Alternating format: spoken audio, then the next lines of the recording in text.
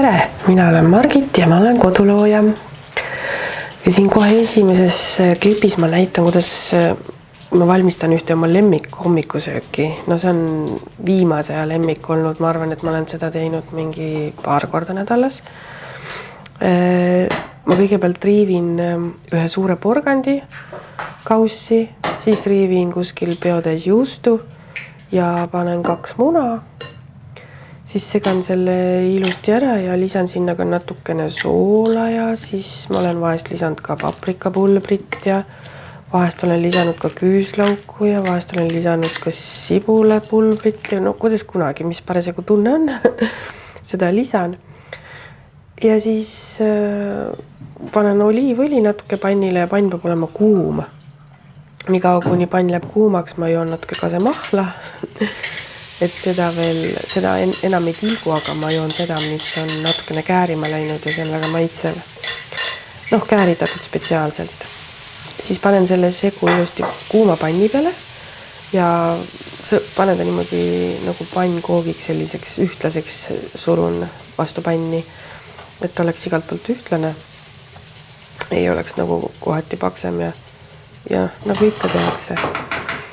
Ja siis panen kaane peale ja panen natukene pliidi taha otsa hauduma kuskil, ma arvan, mingiks 10 minutiks umbes või 5, ma ei tea, ma ei ole mõõtnud seda. Ja siis selline mõnus hommikusöök. Aga mis siis vahepeal õues on toimunud? Üks õunapuu on maha võetud, sest see oli liiga ohtlikuks läinud. Ta oli ikkagi seest mäda ja mul sõbrad käisid külas ja aitasid mul ta maha võtta ja ütlesid ka, et see oli nagu hea mõte see maha võtta, sest seest oli täitsa mäda ja ta oli mul nii kasvuhoone kõrval, et üks haru oli nagu täiesti kasvuhoone peal ja mina ei julgenud seda ise maha võtta. Siin ma korjasin omale vitamiine. Siin on natuke musta strapungi ja nõgest ja sibulat. Ja ma mäleta, kas oli seal veel midagi, et rohelist tuleb juba süüa. Siin ma olen juba oksad ära koristanud ja mõtlen, et kuhu teha grilli. Nimelt mul vana grill läks katki ja mõtlesin, et ma teen ise kiiresti midagi. Ja siis vaatasin, et selle koha peale võiks teha, aga seal oli üks vana mustustra põõsas, mis nagu oli nii vana, et kui ma siia tulin, siis ma lõikasin ta maha. Aga ma ei viitsin seda välja kaevata ja nüüd ma siis võtsin selle töö ette, sest nüüd ta jäi nagu päris ette. Tegelikult juba mul eelmine aasta jäi ette, sest oli nii paha seal muru niita selle jändriku kõrvalt.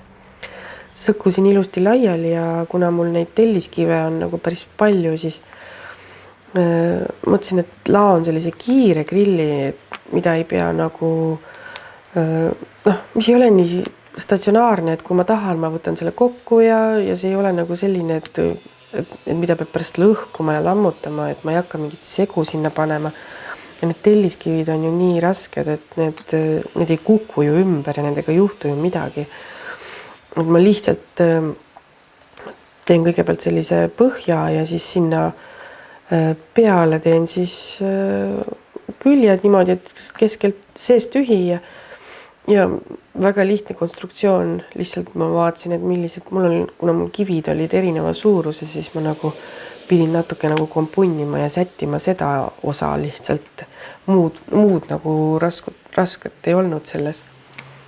Et lihtsalt jääks nagu enam-vähem ühtlane kõik ja ei oleks nagu väga suuri vahesid. Kuigi ma jätsin nagu sinna vahesid äärtesse hiljem, kui ma hakkan seinu tegema nagu nimelt ka. Sest ma nagu arvasin, et tuli põleb nagu siis seal sees paremini, kui on natukene nagu tuule jaoks jäetud koridori, et tuul ka natukene ligi pääseks. Mul lihtsalt tundus nii õige. Surusin ilusti selle mulla sisse ka natuke ja nendest väiksematest tellistest ma hakkasin siis seda müüri osa laduma.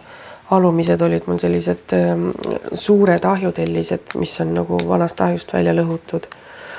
Aga need väiksemad sobisid hästi ja ma panin need veel niimoodi lapikuti ka, et oleks kindel, et nad nagu ümber ei lähe, et mitte nagu ei pannud nagu külje peale. Ja kuna need on ka vanast ahjust välja lõhutud, siis natukene veel seguga koos, siis segu ka tuleb ilusti ära kraapida, et muidu nad ei püsi väga sirgelt. Ega see oli mul konstruktsioon ikkagi natukene kõver ja ei ole midagi siin loodis, et ma midagi siin loodi panema ei hakka. See pole mingi selline töö. See on puhas kunst, see tuleb nii nagu tuleb ja töötab ta nagu nii, et selles ma olen üsna kindel. Aga jah, ma mõtlesin, et ma nagu mingit uut grilli ka ostma ei hakka, et ma ei näe nagu sellel mingit põhjust. Et kui on sul olemas mingi materjal, millest võiks teha, siis ikka tuleb ise kõigepealt proovida võimalikult väikeste kulutustega. Ja ma ei ole ka mingi väga suur grillija, et lapsed vahest tahaksid mingit viinerit või vorsti grillida. Mina grilliks parema meelega suvikõrvitsat ja muid aedvilju. Aga seda ma nüüd ootangi, et ma saaksin hakata suvikõrvitsaid grillima. Aga selle vana grilli kaane ma jätsin alles ja seda on hea kasutada. Ja proovimegi siis esimest korda kohe tule ka ära teha ja vaatame, kuidas asi töötab, sest tuleb ju kohe ära ka testida, nii ei saa. Kuna mul mingit valmis sütt ka kuskilt võtta ei olnud, siis ma loomulikult ikkagi tegin tule ja ikkagi puudega ootasin, kuni need ära põlevad ja süsi tekib ja siis lükkasin need põlevad tukid rohkem ühte otsa, et ma sinna saaksin panni panna ja teise otsa siis saaksin vorstid panna, nii et siis ma mõtlesin, et saab korraga ka eilse riisi sinna juurde ära soojendada, et mul on neid vanu panne, mida ma nagu enam eriti ei kasuta, pole ära visanud, et äkki läheb vaja või lapsedki mudaköögis mängivad nende pannidega, aga see oli veel enam-vähem korralik pann, alles ma ta vahetasin uue vastu välja. Nii et mõtlesin, et seda on hea seal uue grilli peal katsetada ja jättagi ta selleks grillipanniks. Ja siis ma olen siin kasvuhoones natuke toimetanud. Mul on üks selline vana konteiner, plastikkonteiner, millel on augud sisse tehtud. Ja ma olen ikkagi natukene korjanud neid WC-paperi rulle. Ja ma mõtlesin, et ma katsetan seekord nendega. Ma olen nendega varem ka teinud ja ma tean, nad vettivad suht ruttu läbi. Aga mõtlesin, et ma proovin nad panna niimoodi hästi külje kõrvale, et äkki ikkagi on pärast lihtsam võtta, kui lihtsalt mulla seest neid lilli lihtsalt kätte saada. Et kui sa tahad nagu pärast sinna kuskile peenrasse panna. Ja siis ma mõtlesin, et ma proovin mungalilled panna juba valmis. Et mul on nad nagu nii kasvuhoones siis seal konteineri sees ja selle panen veel omakorda katteloori peale, et midagi ei tohiks sellega juhtuda. Ja jääb sinna ilusaid ilmasid ootama ja siis aeg-ajalt piilun, et kas on midagi juba välja tulnud. Aga siis ma tegin ka veel kasvuhoones ühe riiuli jupi. Mul on seal ma juba ammu mõtlesin, et ma tahaks ühte sellist riiulit, kuhu ma saan natukene midagi iluasjakesi ka panna. Mul on selline laud, mis on selline, mille külge need aknad on kinnitatud, on selline hästi kitsas. Ja selle külge ei saanud midagi, selle peale ei saanud midagi panna. Ja siis ma lihtsalt lisasin ühe lauajupi sinna juurde. Nüüd saab sinna ilusti potikesi panna. Ja siis ma olen külvanud ka lillernest sellesse samasse potti, kuhu ma ta ka eelmine aasta külvasin, aga ta eelmine aasta mul oli väga paha koha peal ja väga õitsema ei läinud. Ma panin ta vist liiga hilja.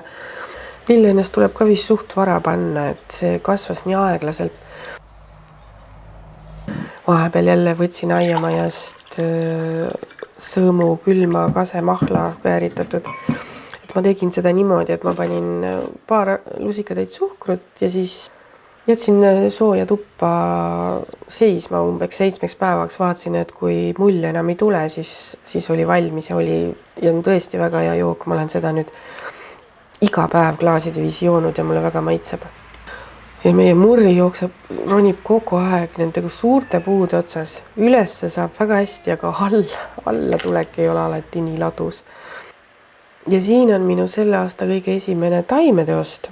Võõrasemasid seal 10 taime ja puksi ja siis üks pelargon ja puispetuuniat.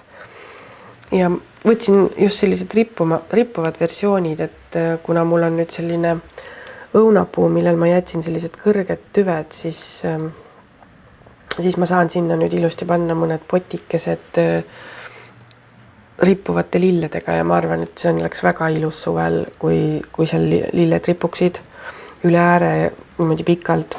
Ma arvan, ma panen mungalilled ka, et mungalilled ka lähevad hästi pikaks ja ripuvad väga ilusti.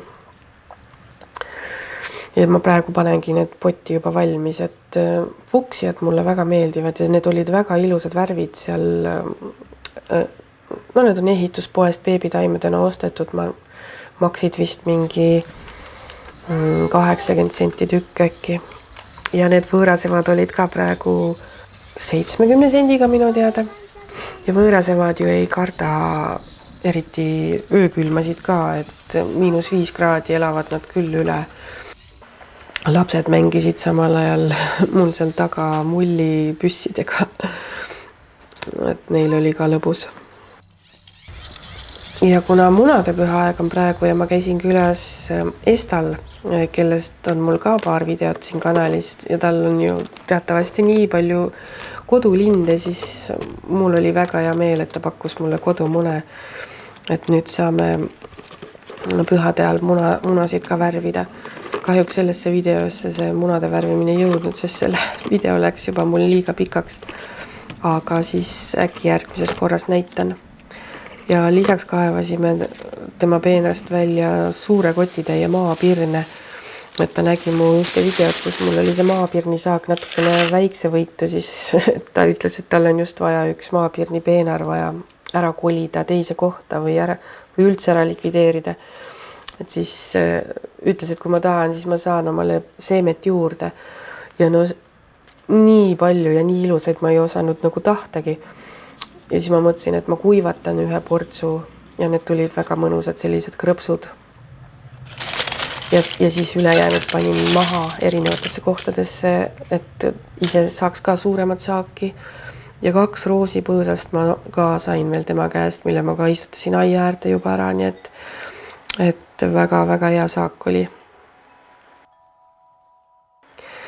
Ja siis ma tahtsin näidata veel ühte tuunitud jakki, mille ma olen tegelikult juba ammu ära tuuninud, aga kuna ma võtsin ta üks päev kapist välja ja see jakk leidis omale uue omaniku, siis ma mõtlesin, et ma filmin ta ikkagi üles, et ma vähemalt mäletan, et ma kunagi midagi sellist olen teinud.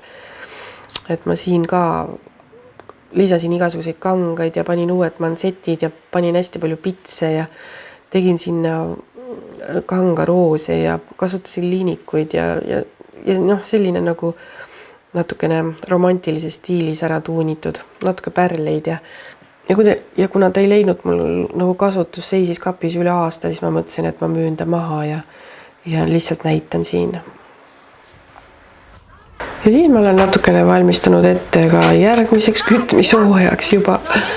Et mul olid mõned sellised kännud, sellised madalad kännud, mida on väga mõnus lõhkuda. Nad on märjad täiesti, aga just õige aeg nad ära lõhkuda kuivama. Ja ma teen selliseid nagu tulehakatuseks mõnusaid selliseid laastusid. Et need on nii mõnus lõhkuda ja nad tulevad, nendega on väga lihtne tuld alustada. Sest nad on sellised vaigused ka ja noh, nagu männid ikka. Ma vist mingi paar tundi lihtsalt üks päev toksisin neid. Et me juba eelmine aasta ka poisiga tegime neid niimoodi, et mina tagusin ja tema siis korjas mul need kuskile kastidesse ja kuivama ja siis ma niimoodi neid kuivatangi, et ma panen mingitesse kastidesse, siis päeval tõstan päikse kätte ja tuul käib sealt ilusti läbi ja kui vihma lubab, siis tõstan kuuri alla ja niimoodi ma neid olen kuivatanud ja nad kuivavad ju päris ruttu. Ja siis kuuris kuskile suurde kasti ja sealt on hea talvel võtta, kui jälle tuld hakkan tegema, siis mul on ahju kõrval üks korvike, kus ma võtan neid laastusid. Et ma esimene talv tegin ka käbidega seda tulehakatust, aga ausalt öeldes ma ei ole leidnud siin kandis, kust saaks ilusaid suuri käbisid ja siis ma mõtlesin, et kuna neid selliseid pakke on nagu lihtsam saada, siis selliseid laastusid on väga mõnus teha. Ühe talve jagu need tulehakatuslaastud kõik olemas. Siin on ainult väike ports. Ja siis ma meisterdasin üks päev, tegin ühe sellise suurema nagu unenäopüüdja moodi asja, noh, ma ei ütleks, et ta on unenäopüüdja, aga noh, ta on nagu lihtsalt seinakaunistus minu jaoks. Ja mul oli aias vedeles üks sularõngas, siis ma mõtlesin, et kuna keegi sellega mänginud ei ole, siis ma mõtlesin, et ma võtan selle omale ja teen sellest ühe seinakaunistuse. Et ma tahan just aiamajja selliseid erinevaid kaunistusi, nagu ma siin olen neid pärlikardinat teinud ja siis ma mõtlesin, et ma teise akna ette teen sellise suure nagu unenäopüüdja moodi kaunistuse. Ja et seda rohelist nagu ära peita, siis ma sinna lõikasin sellised valgest puuviljasest kangast ribad ja kerisin ümber selle rõnga ja panin teibiga kinni. Ja siis makramee lõngaga siis hakkasin punuma seda mustrit sinna.